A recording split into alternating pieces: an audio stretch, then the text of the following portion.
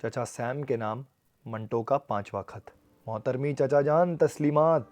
मैं अब तक आपको प्यारे चचा जान से खिताब करता रहा हूँ, पर अब की दफ़ा मैंने मोहतरमी चचा जान लिखा है, इसलिए कि मैं नाराज़ हूँ। नाराज़गी का कारण ये है कि आपने मुझे मेरा तोहफ़ा यानी एटम बम अभी तक नहीं भेजा है। बताइए, यह भी कोई बात है? सुना था कि बाप से ज़्यादा चचा बच्चों से प्यार करता है, लेकिन ऐसा मालूम होता है कि आपके अमेरिका में ऐसा नहीं होता। मगर वहाँ बहुत सी ऐसी बातें नहीं होती जो यहाँ होती हैं। उदाहरण के तौर पर यहाँ आए दिन सरकारें बदलती हैं, जबकि आपके यहाँ ऐसा कोई सिलसिला नहीं होता। यहाँ नबी अवतार पैदा होते हैं, वहाँ नहीं होते। यहाँ उनके मानने वाले विदेश मंत्री बनते हैं। इस पर मुल्क में हंगामे, दंगे फसाद होते हैं, मगर कोई सुनवाई नहीं होती। इन हंगामों पर जांच कमीशन बैठता है और उसके ऊपर कोई और बैठ जाता है। वहां इस किस्म की कोई दिलचस्प बात नहीं होती। चचा जान, मैं आपसे पूछता हूं, आप अपने यहां नबी क्यों पैदा नहीं होने देते? खुदा की कसम, एक पैदा कर लीजिए। ख्याल बड़ा दिलचस्प है। बुढ़ापे में वो आपकी लाठी का काम देगा और इस लाठी से आप अमेरिका की सारी भैंसें हाँक सकेंगे। भैंसें तो यकीनन आपके यहां जरूर होंगी। अगर आप नबी पैदा करने में किसी वजह से मजबूर हो तो मुझे हुक्म दीजिए। मैं मिर्जा वशीरुद्दीन महमूद साहब से गुजारिश करूंगा, वो अपना शहजादा भेज देंगे। जल्दी लिखेगा, ऐसा ना हो कि आपके दुश्मन रूस से मांग आए और आप मुंह देखते रह जाएं। बात एटम बम की थी जो मैंने आपसे तोहफे के तौर पे मांगा था, और मैं नबी और उनके बेटों की तरफ चला गया। हाँ, कितनी मामूली बात थी। मैंने सिर्फ एक छोटा, बहुत ही छोटा एटम बम मांगा था, जिससे मैं एक ऐसे आदमी को उड़ा सकता जो मुझे अपनी घेरेदार शलवार के अंदर हाथ डालकर ढेला लगाता नजर आता है। लेकिन ऐसा मालूम होता है कि आपने मेरी तमन्ना की गहराई को महसूस ही नहीं किया, या शायद आप हाइड्रोजन बमों के अनुभव में व्यस्त थे। चाचा जान, ये हाइड्रोजन बम क्या बला है?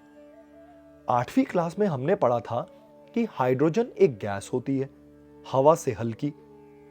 आप इस दुनिया के ग्लोब के किस देश का बोझ हल्का करना चाहते हैं? रूस का?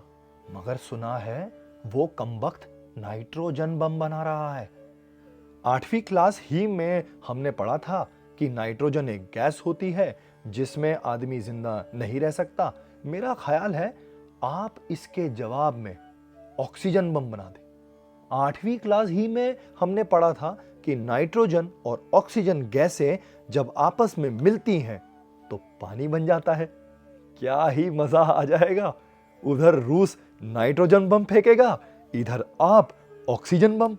बाकी दुनिया पानी में डुबकियां लगाएंगी।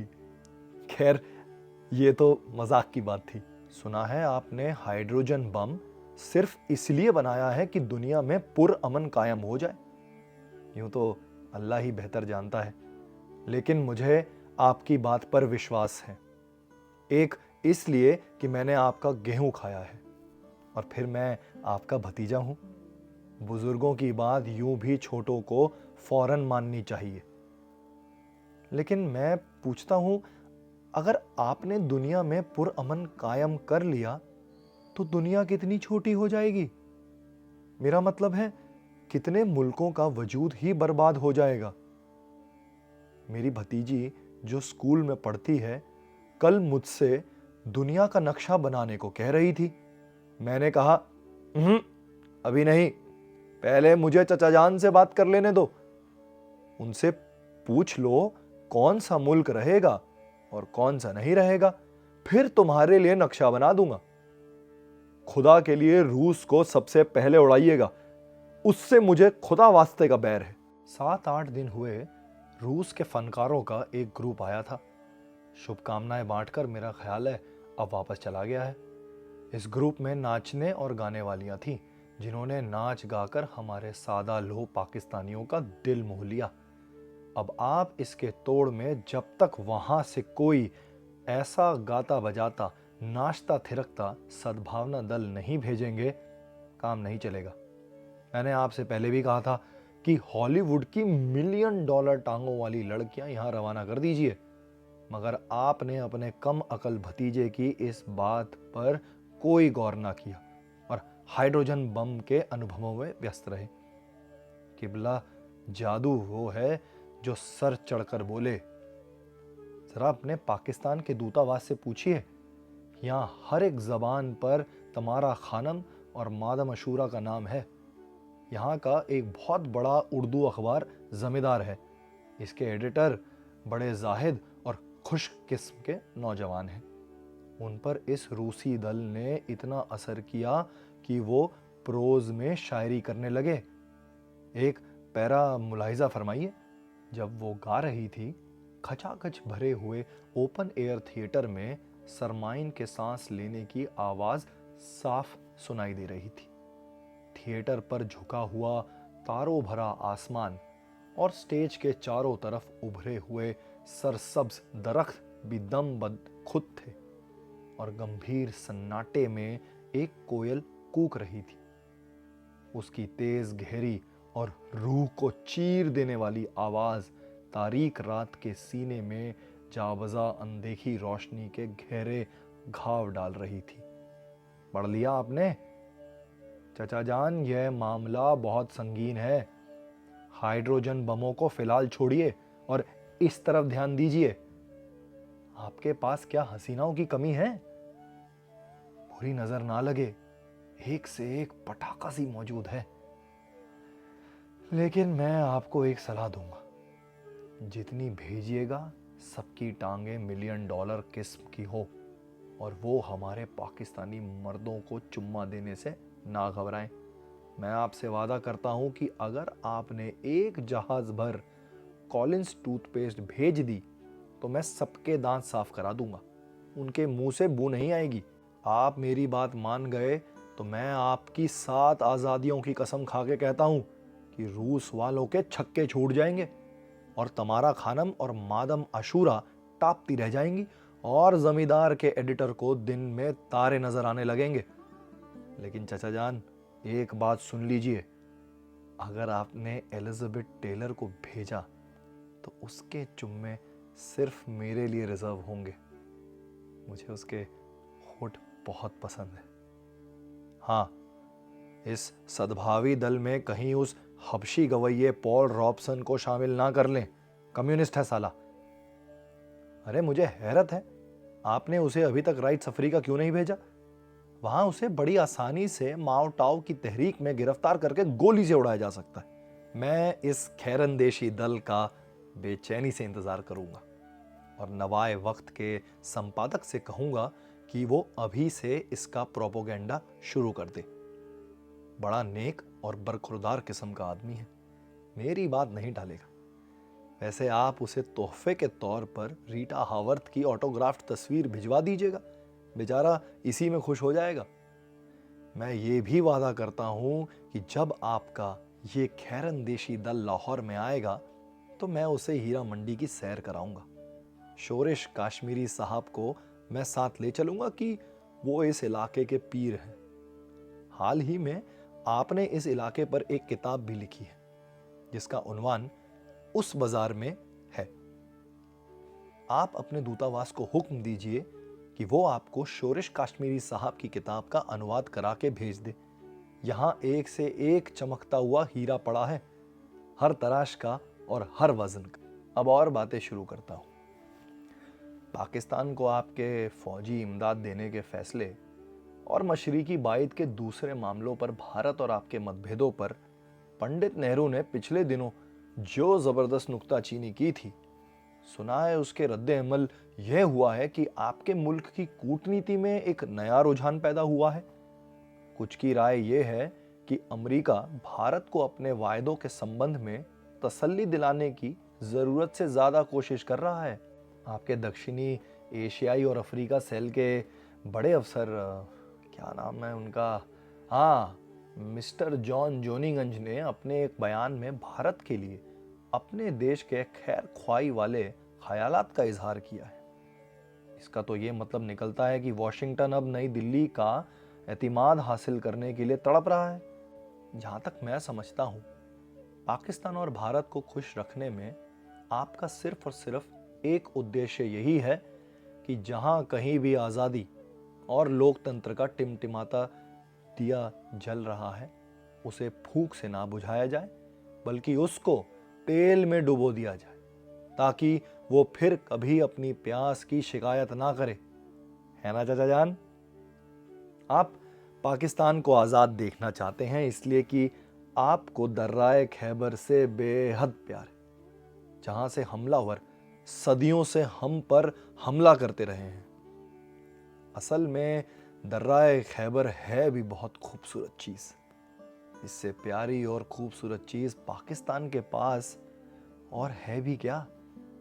और भारत को आप इसलिए आज़ाद देखना चाहते हैं कि पोलैंड, चेकोस्लोवाकिया और कोरिया में रूस की हानिकारक कार्रवाइयां देखकर आपको हरदम इस बात का खटका रहता है कि यह मुल्क भी कहीं भारत में दरांतियां और हथौड़े चलाना शुरू ना कर दे। जाहिर है कि भारत की आज़ादी खुदा ना खास्ता छिन गई तो कितनी बड़ी आफत होगी, इसके महज ख्याल से ही आप कांप उठते होंगे। आपकी तारों वाली ऊंची टोपी की कसम, आप जैसा शरीफ इंसान ना कभी पैदा हुआ है और ना होगा। खुदा आपकी उम्र दराज करे और आपकी 7 आज़ादियों को दिन दुगनी और रात चौगनी तरक्की दे। यहाँ एक इलाका है पश्चिमी पंजाब, इसके वजीर आला हैं फिरोज खान नून। उनकी बेगम एक अंग्रेज खातून है। हाल ही में आपने अपने आलीशान बंगले पर, जो पंचौली फिल्म स्टूडियो के आगे है, एक कॉन्फ्रेंस बुलवाई।